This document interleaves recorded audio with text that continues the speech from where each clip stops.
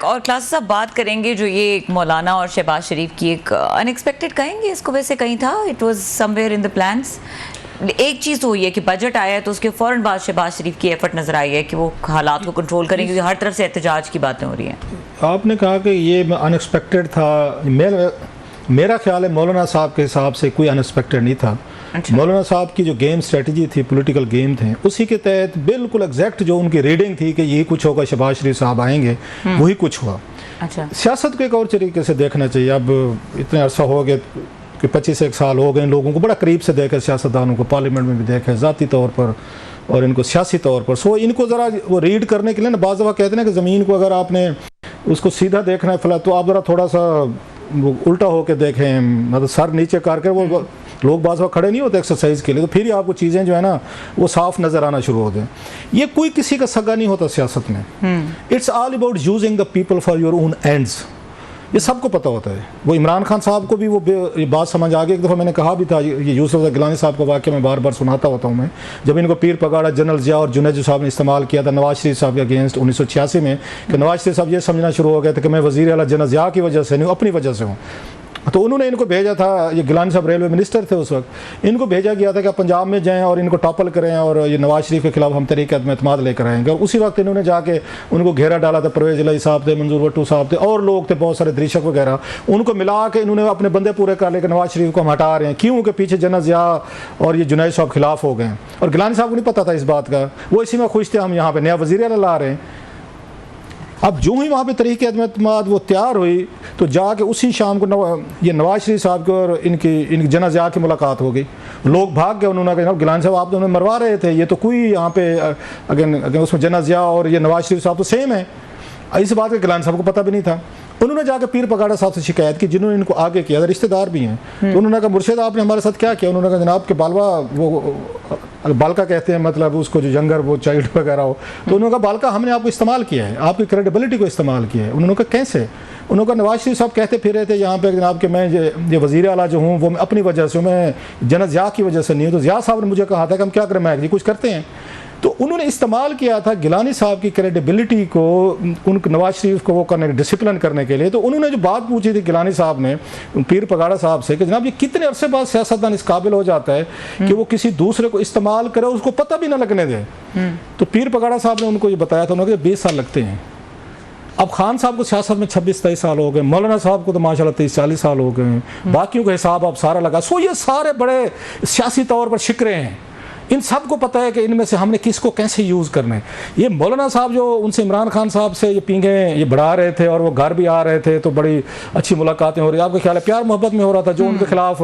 तो ये उन पर इमरान खान पे बातें करते थे, इमरान खान साहब इनके मतलब कोई जलसा नहीं होता था जब वो ये मौलाना साहब पे वो डिग ना उन पे करें, उन पर कोई हिट ना करें, उनको ज़ाती हमले ना करें। अचानक मोहब्बतें आ गई। अब दोनों साइड से ज़रा देखें, इमरान खान साहब को मौलाना की ज़रूरत है, वो इनको इस्तेमाल करना चाहते हैं कि मैं जेल में बैठा हूँ, मैं अगर मौलाना को मिला लूँ, ये सड़कों पर आ जाए तो एस्टेब्लिशमेंट मेरे साथ आ जाएगी, मेरी बार्गेनिंग पोजीशन बन जाएगी कि खान को तोड़ें जी इसे मौलाना साहब से, लिहाजा मुझे कुछ मिल जाएगा। अब जरा इनको रीड करें, मौलाना साहब इसी दौर में बैठे हुए हैं कि अगर खान मेरे साथ मिलता है, उधर से महमूद अचकज़ई मेरे साथ आ जाता है, तो मेरे दो विंग्स बन जाते हैं। हुकूमत डर जाएगी, जनाब बजट वाली बात जो आपने की है, लोग सड़कों पर आएंगे, महंगाई है, रोला रप्पा, और मैं इसी चक्कर में फिर इनसे पूछूंगा वो फेयर इनफ कि आप मुझे क्या फ़र्क करते हैं। So it's a business, it's a business के बिडिंग हो रही है, मौलाना साहब पे बिडिंग ये हो रही है कि मौलाना साहब को एक अच्छी ऑफर कौन करता है, जो मैं बार बार कहता हूं, माइंडसेट जी गॉडफादर का है, मारे पूजो वाली वही वाली बात है, I can make him an offer which he can't refuse.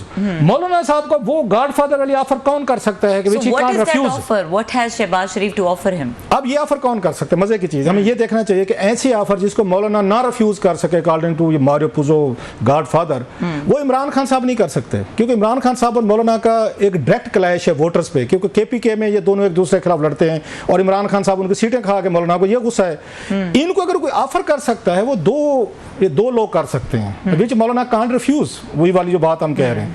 एक हुकूमत कर सकती है, हुकूमत के पास बेपनाह ओहदे होते हैं, पैसे होते हैं और इंसेंटिव होते हैं, मतलब आप पोजीशंस होती हैं, या एस्टेब्लिशमेंट कर सकती है। मौलाना एस्टेब्लिशमेंट भी चढ़ाई की, वो दोनों साइड पे लगे हुए हैं। मौलाना एस्टेब्लिशमेंट पे भी बम्बारमेंट हो रही है, इधर भी कर रहे हैं। अब जो आए ऑफर करे, अच्छा ये बात इमरान खान साहब को पता है, कि ये चीज़ें होंगी, उनको ऑफर भी जाएगी, लेकिन खान साहब कहते हैं कि इसके बहाने शायद मुझे कोई 10% 20% मुझे कुछ स्पेस मिल जाए, एस्टेब्लिशमेंट दबाव में आ जाए। अब दबाव तो आया है शहबाज शरीफ साहब का मौलाना के घर जाना, सो मतलब यह कि मौलाना की स्ट्रेटजी ने काम किया है। अगर ये डैम केयर एटीट्यूड होता है जी मौलाना जो ये करते रहे वो डैम केयर तो ना जाते ना।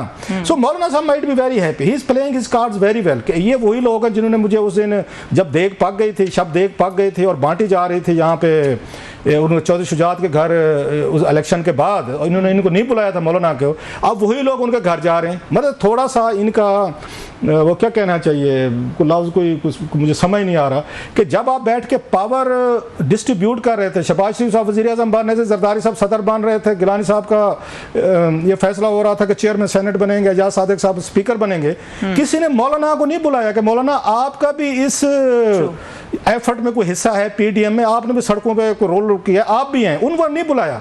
जो ही मौलाना ने इमरान खान साहब को साथ में उनसे बातचीत शुरू की, उन्होंने एस्टेब्लिशमेंट हमले शुरू किए, अब वो शहबाज शरीफ साहब के लिए भी कोई मसला नहीं है, वो पहुंच गए हैं, उस वक्त इनको कॉल जाते। सो ये रुथलेस लोग हैं, politics is a ruthless business.